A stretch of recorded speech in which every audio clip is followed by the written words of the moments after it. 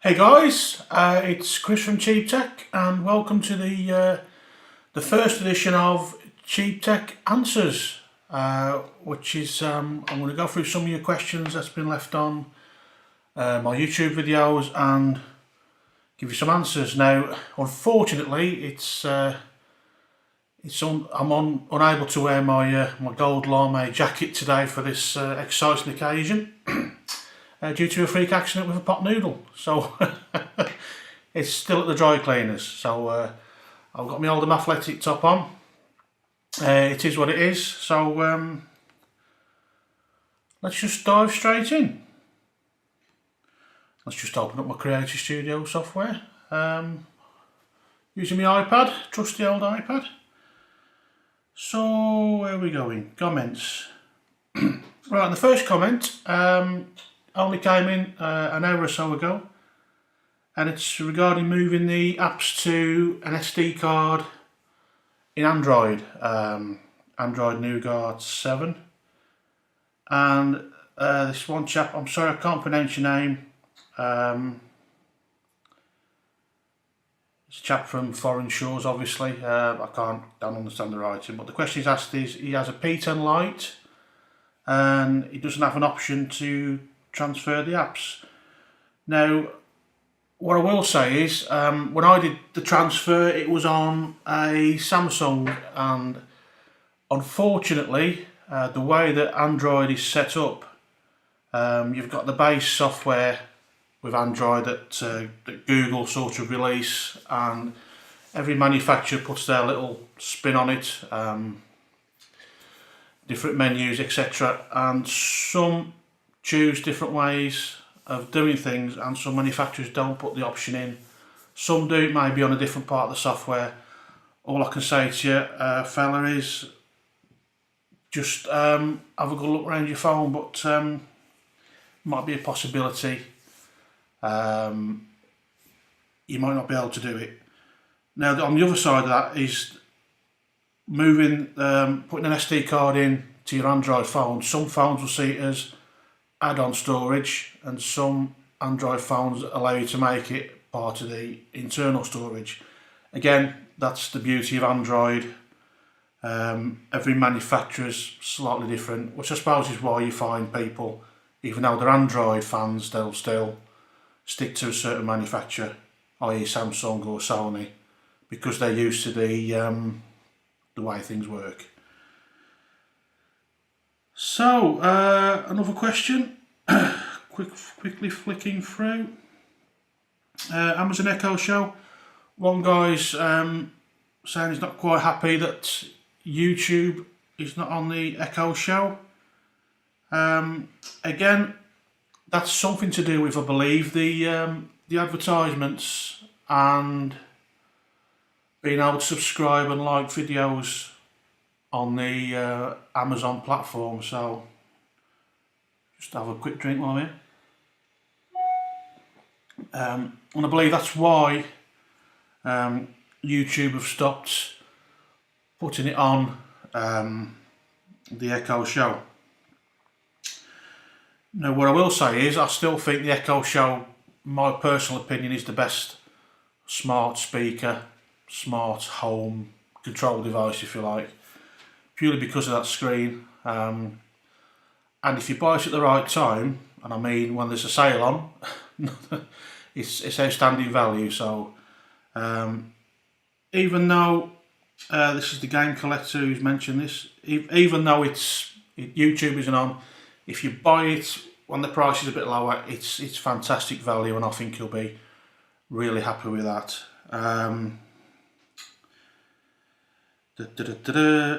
One chap's asked the Amazon Fire HD 8 that I reviewed. He's asking about games. I don't really play games on mobile devices. I've got an Xbox that I play games on, an Xbox One S. All I can say is I'll put the odd basic game on, like Angry Birds or Subway Surfers. Work absolutely fine. All I can imagine is The sort of more demanding games might struggle a little bit. Again, if anybody knows how these other games work, please do drop a comment on that particular video and help this chap out. I'll come on to that one in a second. Right, one chap again's asked on the Echo Show if he can play Radio 4.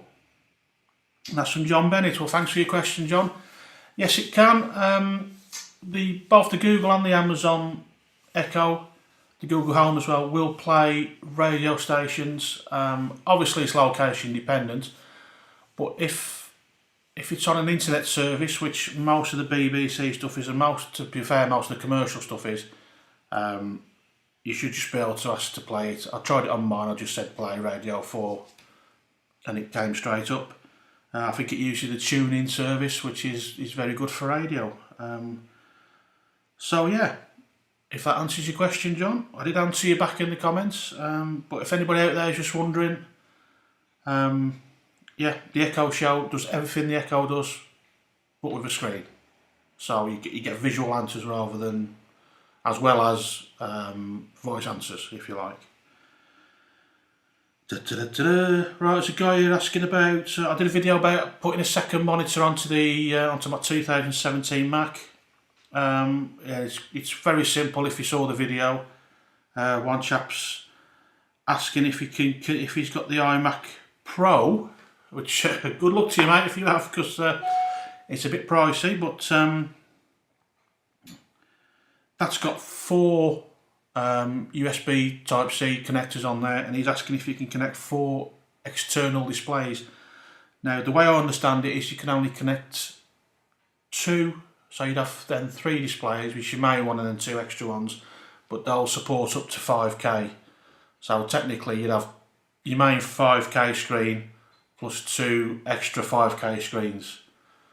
So would that be 15K? But yeah, why would you want 4? I don't know. But yeah, that's the way I understand it. You can put 2 on. But I did say to him, you might be better asking that question on the Apple forums, because I personally don't think I'll be ever running that configuration. But I do know you can put 2 extra screens on, so you can have like a 3-screen configuration, which, you know, is fantastic.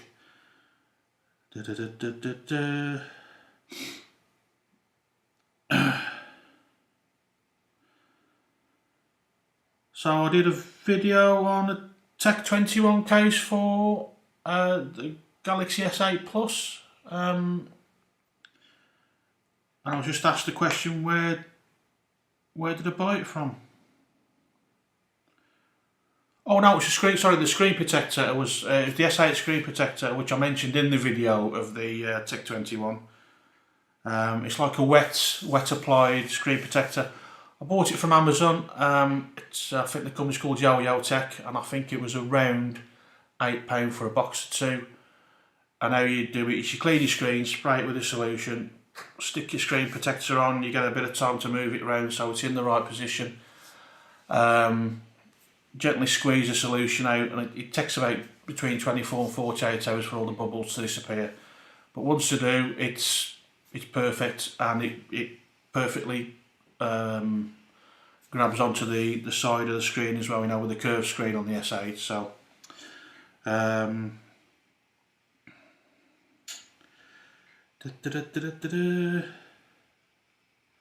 yeah, another question about the second monitor on the iMac 2017. You basically just buy the lead to suit the monitor that you're going to be using. So the connector around the back that sends the video feed out, if you like, is a USB Type-C. So you want one end to be a USB Type-C, and the other end will be either a HDMI, a VGA, or a DVI. Again, there's plenty on Amazon. All I'd say is just buy one with good reviews, because I have bought adapter leads and plugs from Amazon in the past, and some have been alright and some haven't been. So, you know, but you guys know that. So for me, it's just just check the reviews. If everybody's happy with things, then they tend to be like a good purchase. Samsung Level Active Bluetooth headphones. Very popular video of mine. Lord knows why. But it is. How do you know if the earphone is fully charged? Now, if I remember, I don't have them anymore. I'll be completely honest. I thought they were great, but the nature of this channel at the moment is, if I want to review things, I've got to sell things that I've reviewed to buy things to review again, if you understand what I mean. I'm pretty sure there was a light that came on when you charged them, and when the light goes out, it's charged. That's what I thought. I mean, I don't think that they took long to charge here. It took about an hour and a half, so if you just leave them on charge for a couple of hours, that should cover most bases, I think. The Mi Audio M6 Pro in-ear monitors. That was another video, again, from quite a while ago. One chap saying, I think it's about the leads. You can take the cables off the headphones. As I remember, I've still got them actually. Nice headphones. The actual lead itself is quite tight when you push it on. So it is a snug fit. If you're thinking it might break or whatever, just take your time. But they do fit on and off. I would imagine the more you take the cables in and out, because the actual earphones came with two different types of cables, one with the inline connector on and one without. I'd imagine the more you swap between the two, it'll get a little bit easier to put them on. So yeah, they were quite tough. I'll give you that. Philip Hugh Bloom, thanks for the video. Well, thank you very much. It was a pleasure to make it. Oh dear. I did a video for the hand grip, the 2DS XL. Somebody here saying there's a new version out. It allows access to the game slot. So yeah, great. That's progress for you. 2DXL, can it run 3DS games? Yes, it can. You just won't get, obviously, the 3D functionality. Now, I've actually got rid of my 3DS and just stuck to my 2DSL, because I always thought the 3DS, the 3D side of it was a bit gimmicky anyway. So yeah, 2DS XL plays the 3DS games. It'll play, I think it's all games, the Nintendo DS side of things. So yeah, cracking little games console. Just try and wrap up the last few now. There's loads on there, but I'm just trying to pick ones out. Alcatel Pixie 4. This phone is so slow to boot up, it takes 1 to 2 minutes. Yeah, but it's around £50. So what do you want? It is a bargain basement phone, but it does 90% of what your top of the range phones do. And this is the thing, you buy a cheaper product. It's like if you buy a cheap laptop, for instance. It could be brand new, but you might pay, say, £200 for a laptop. It's going to be a bit slower than a £1,000 laptop, and it's the same with phones. But I still maintain that's one of the best phones out there if you're either buying a first smartphone for somebody, so say a child or whatever, or if you just want a phone with a bit of smart functionality and you're not too bothered about having a super duper 4K screen or wherever we're getting now. So yeah, absolutely great phone, but it takes a little bit to boot up.